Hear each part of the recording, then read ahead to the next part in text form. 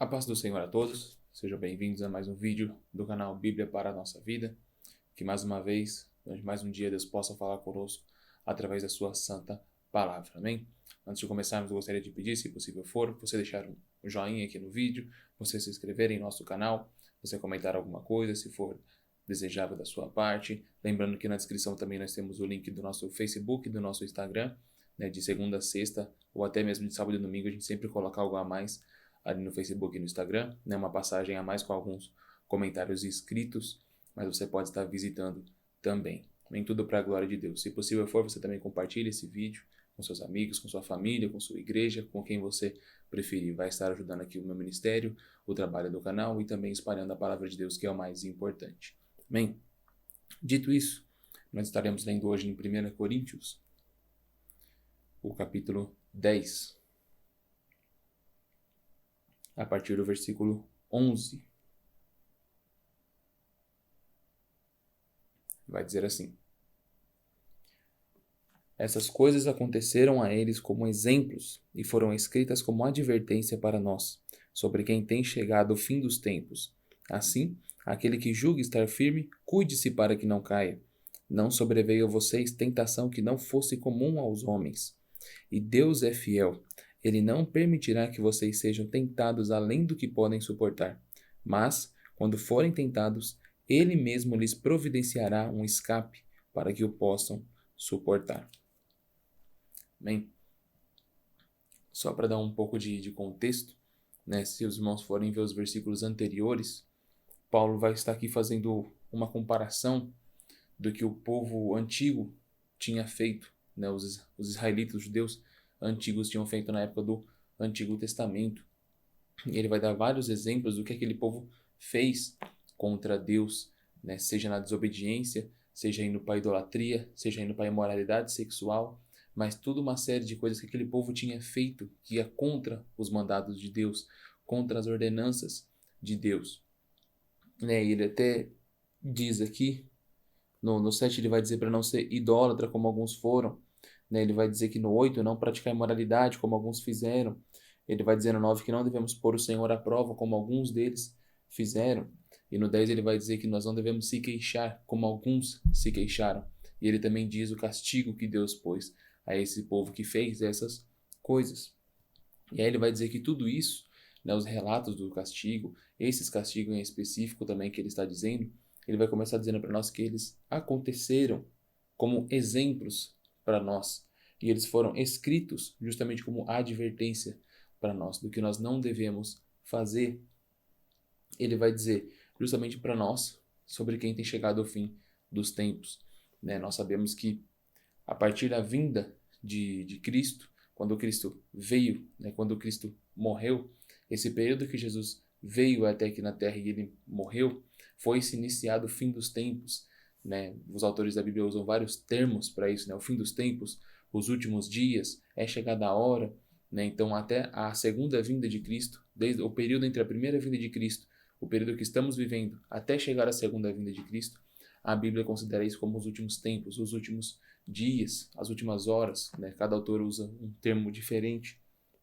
Ele vai dizer, por causa disso, por nós estarmos nesse período crítico dos últimos tempos, das últimas horas, nós temos esses relatos como advertência para nós.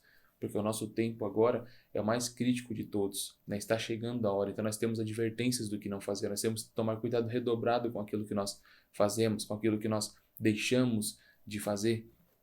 Então ele vai dizer, assim, aquele que julga estar firme, cuide-se para que não caia. Então, se mesmo em meio a tudo isso, né, mesmo em meio à situação que nós estamos, o tempo que nós estamos vivendo, se existe alguma pessoa que diz que está forte, né, que diz que está firme, que ela olha para si mesma, olha para a sua vida e ela se julga estar forte, então ela tem que tomar cuidado para que ela não caia. Porque muito grande vai ser as tentações, muito grande vai ser as inclinações que a carne dela vai tentar tomar para ela sucumbir ao pecado. Né? Seja por ela se julgar forte na vaidade, no ego, né? Na corrupção, na imoralidade, como nós vimos, de se queixar alguma coisa para Deus de maneira imprópria. Então, aquele que se está se julgando forte, ele tem que tomar cuidado para que ele não caia, justamente pelo momento que estamos vivendo. E então ele vai dizer, não sobreveio a vocês tentação que não fosse comum aos homens. O que ele está dizendo aqui? Por exemplo, as coisas que ele citou aqui nos versículos anteriores desse capítulo. Porventura, as tentações que vêm a nós, como seres humanos, como raça humana, né, não é uma coisa nova, por assim dizer. Né? Não é uma coisa espetacular a ponto de você olhar para Deus e falar: ninguém nunca passou por isso. Né? Só eu que estou passando por isso. Mas é justamente ao contrário. Né? A tentação que vem para mim pode não ser no momento a mesma que vem para você. Mas ambas as tentações, algum homem ou mulher já passou por ela também. Então as tentações que vêm sobre nós, elas não são únicas, elas não são exclusivas, elas não são estranhas ao homem, né? Porque todos temos a mesma natureza, que é justamente o pecado. Então todas as tentações são provenientes do pecado.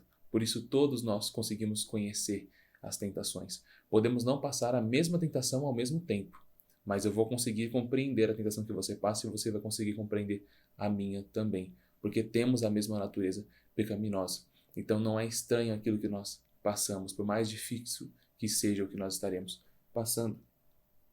E aí ele vai dizer: e Deus é fiel, ele não permitirá que vocês sejam tentados além do que podem suportar.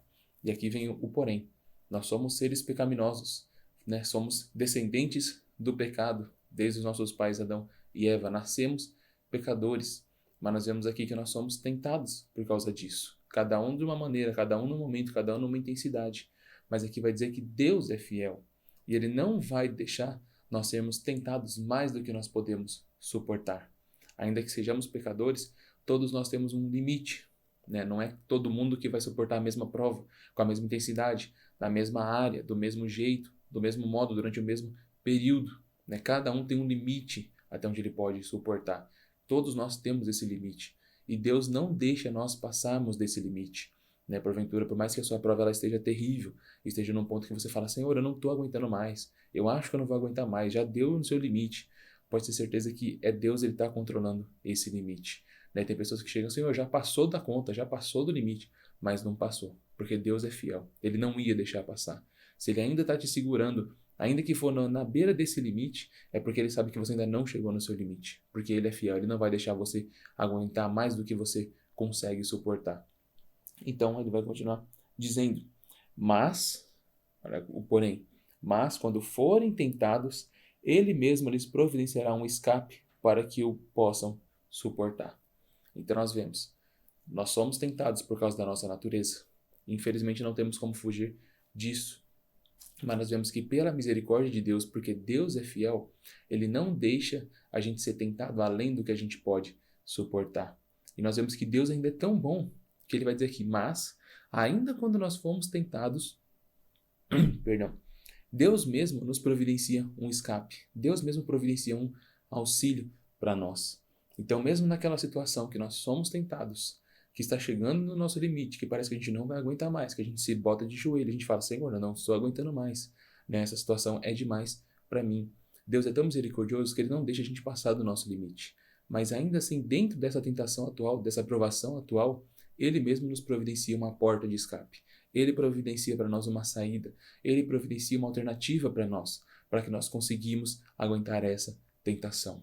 Então, vamos ver, a gente somos tentados por causa da nossa natureza, porque nós somos falhos, somos pecadores, somos imperfeitos. A nossa própria natureza nos trai, mas Deus não nos deixa que essa natureza nos leve a um ponto além do qual nós aguentamos.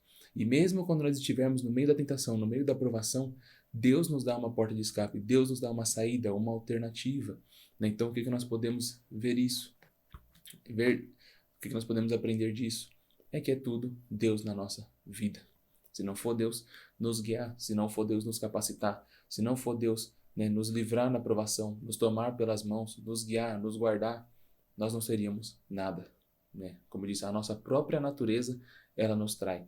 A nossa própria natureza é contra nós mesmos. Ela não nos ajuda, pelo contrário, ela só nos atrapalha.